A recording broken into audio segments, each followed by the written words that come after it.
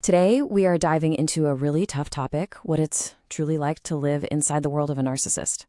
But our source material suggests we look at this in a totally different way, not as some kind of hopeless battle, but as, well, something else entirely. So let's really unpack this idea, this central metaphor. The sources are telling us to reframe this whole dynamic as a game. Now, I know that might sound a little strange at first, but this perspective is all about shifting your focus away from just pure draining conflict and towards strategy, learning, and ultimately your own personal growth. So think of this as our game guide for today.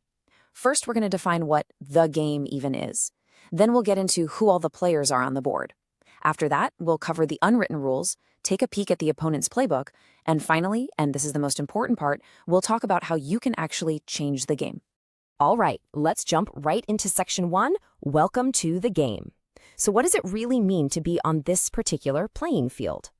You see, according to our source, this isn't a game with some simple finish line. It's way more like a maze, a maze with a bunch of different levels. Each level is going to throw its own unique obstacles at you, but here's the key. When you overcome those obstacles, you get to move to a higher level. And with every level you pass, you gain rewards, not from them, but from life itself, in the form of resilience and real wisdom. And this really nails the ultimate objective.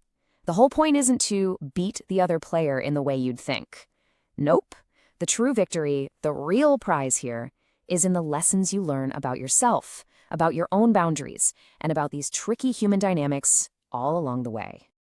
Okay, so if this is a game, we've got to understand who's on the board with us, right? Let's meet the key players. Now, what's so interesting here is the full picture this paints. I mean, of course, you've got the narcissist. You've got their supporters, the enablers, and the, flying monkeys, the people who do their dirty work. But look at what else is on the board. The maze itself, the obstacles they specifically put in your path, and, this is critical, your own weak points. Recognizing your own vulnerabilities isn't a weakness. It's a huge part of your strategy. Every single game has rules, and this one's no different. The thing is, they're often unspoken, but you absolutely have to understand them to find your way through the maze. So rule number 1 is this really crucial dynamic of control. The source is very clear on this. In the eyes of the narcissist, being compliant doesn't earn you respect. It just signals an opportunity for them to use and manipulate you even more. It's a fundamental rule of their entire operating system. Now, here's a paradox for you. You'd think, okay, I'll just ignore them. I'll create distance. That'll solve it. But according to the rules of this game, when you starve them of attention, it often triggers a much more aggressive response because they're scrambling to get that control back.